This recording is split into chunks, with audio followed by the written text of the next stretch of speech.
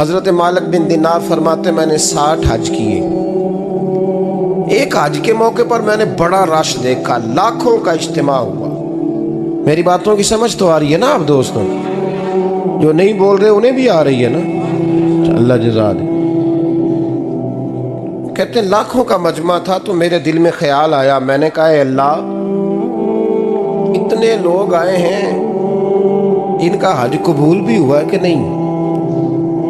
फरमाते मैं सोच रहा था तो रात को ना ख्वाब में मैंने किसी कहने वाले को कहते हुए सुना कि सब का कबूल हो गया है। बल्ख का रहने वाला मोहम्मद बिन हारून बल्खी है, उसका हज कबूल नहीं। फरमाते शहरों के अलग-अलग खैमे लगते थे। अब भी आप हज करने जाएं तो पाकिस्तानियों की रिहाइशें अलग होती हैं, इंडियन की अलग, बांग्लादेश के अलग, मिस्री, यमनी, सब लोग अलग-अलग रिहाइशें होती, झंडे लगे होते हैं मुल्कों के। कहते मैंने सवेरे उठ के ढूंढना शुरू कर दिया, ढूंढता हूँ वो बंदा मिले। कहते जहाँ बल्ख शहर के लोग रहते थे वहाँ चला गया तो मैंने लोगों से पूछा तुम में मोहम्मद बिन हारून बल्खी कौन है? लोग कहने लगे वो तो बड़ा नेक आदमी है, परहेजगार है, बड़े भोले भाले, बड़े अल्लाह वाले, रियाज आपको बस हम ही जानते हैं, वो तो बड़ा नेक है, परहेजगार आदमी। तो मैंने कहा अच्छा कहाँ है? उन्होंने कहा पहाड़ के पीछे उसने खैमा लगाया हुआ है, सारी रात इबादत करता है, सारा दिन रोजा रखता है, कायमुल लैल है, साइमुद दहर है। क्या बात? फरमाते मैं उन लोगों की बात सुन के हैरान हो गया कि मुझे क्या बताया गया, ये क्या कह रहे हैं। फरमाते मैं पहाड़ के पीछे गया। हज़रत मालिक बिन दिनार अलैहिर्रहमा फरमाते हैं जब मैं वहां पहुंचा तो मैंने उस शख्स को मुसल्ले पे बैठे देखा। कसरत इबादत के आसार उसके वजूद पर नजर आ रहे थे। सीधा बाजू उसका कटा हुआ था। फरमाते 2 रकते मुकम्मल करके ना मैंने उससे अस्सलामु अलैकुम कहा तो मुझे कहने लगा वालेकुम सलाम, आप मालिक बिन दिनार हैं? मैंने कहा बड़ी इसकी फिरासत है। फरमाते फिर उसने ठंडी सांस ली, कहने लगा आपको ख्वाब आई होगी कि मेरा हज कबूल नहीं हुआ। फरमाते मुझ पर और बिजली गिरी कि क्या कह रहा? मैंने कहा यार लोग भी तेरी तारीफ कर रहे हैं और तेरी बसीरत भी बड़ी है, तो ये माजरा क्या है? कहने लगा आप ना पूछे। ये कह के उसने रोना शुरू किया, देर तक रोता रहा। मैंने कहा नहीं यार तू बता। कहने लगा नहीं आप ना पूछे, आप नाराज होंगे। मैंने कहा मैं नहीं होता, तू बोल ना। कहने लगा हुजूर 24 साल हो गए मुझे हज करते हुए, 24वां हज है मेरा, और हर साल कोई अल्लाह का वली आके बताता है कि जा चला जा तेरा कोई नहीं कबूल हुआ। बेपरवाही वेख सज्जन दी, जिथे किसे दी पेश न जावे, उन्हें ताजा वाले दर दर रोले ते मंगते तख्त बिठावे। आजम किसे नू कारा मिलदा ही कोई काबे खाली आवे।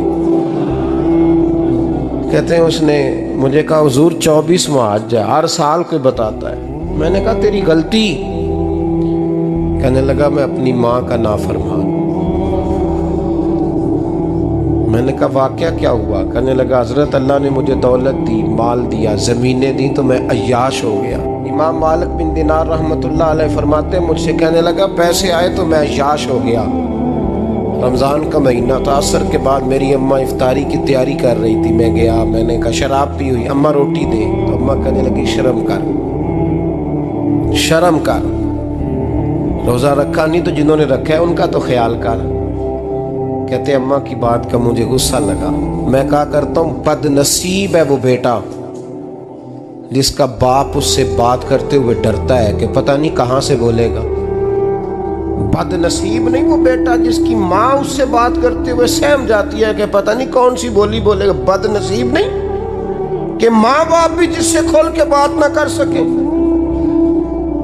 हजरत मालिक बिन दिनार से कहने लगा अम्मा ने जब कहा ना शर्म कर तो मुझे गुस्सा आया, मैंने माँ को थप्पड़ मारा और मेरी माँ जलते हुए तंदूर में गिरी। लोगों ने मुझे पकड़ के अंदर बंद कर दिया कमरे में। सारी रात में शोर सुनता रहा पर नशे में धोत रहा। सवेरे आंख खुली तो मेरी बीवी बैग बांध रही थी।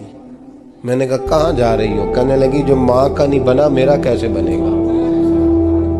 मैंने कहा मेरी अम्मा का, वो तो लोगों ने रात को ही दफन कर दी जनाजा पढ़ के। तड़प के कहने लगा मुझे क्यों नहीं बताया? तो कहते हैं लोग कहने लगे तेरी मरती हुई माँ कह गई थी इसे मेरा मुंह ना देखने देना। मेरे जनाजे के करीब ना आए। हजरत मालिक बिन दिनार फरमाते हैं जब उसने ये बात सुनाई तो मैंने भी उसके मुंह पे थप्पड़ मारा। मैंने कहा तो इसी काबिल है। कहते हैं वो रोने लगा, हुजूर दुआ करे अल्लाह मुझसे राजी हो जाए। कहने लगा जब माँ की इंतकाल की खबर मिली तो मैंने कुल्हाड़ी लेके वो हाथ काट दिया जिससे माँ को मारा था। मैंने सारी जायदादें खिरात कर दी। 24 साल हो गए, 24 साल। सारी रात नमाज पढ़ता हूँ, रोज़ा रखता हूँ, हज करता हूँ, पर हर साल कोई आके कहता जा दौड़ जा तेरा कोई नहीं कबूल हुआ। हुजूर दुआ करे मालिक राजी हो जाए। फरमाते मैं थप्पड़ मार के आ गया। मैंने कहा तुझसे राजी हो जाए इतने जालिम से? इमाम मालिक फरमाते रात को आके सोया तो मुझे ख्वाब में रसूल पाक का दीदार हुआ। तो नबी पाक अलैहिस्सलाम ने फरमाया मालिक तू उसे मायूस क्यों कर आया है? अल्लाह तो बड़ा मेहरबान है। का हुजूर माँ के नाफरमान को माफी कैसे मिलेगी? तो इमाम मालिक फरमाने लगे नबी करीम ने फरमाया जा उसे जाके बता दे तुझे कयामत में तेरी माँ की वजह से बख्श दिया जाएगा। का हुजूर अम्मा की वजह से किस तरह? तो महबूब फरमाने लगे इसकी माँ कयामत में इसके खिलाफ मुकदमा दायर करेगी रब करीम की अदालत में। ए अल्लाह मैंने 9 माह पेट में रखा, दर्द सह के इसे जना, जिगर का खून पिला के पाला और इसी ने मुझे कत्ल किया। रब करीम इसकी माँ का मुकदमा सुन के कहेगा उठाओ इसको दोज़ख में फेंको, इसने माँ जलाई थी इसे भी जलाओ।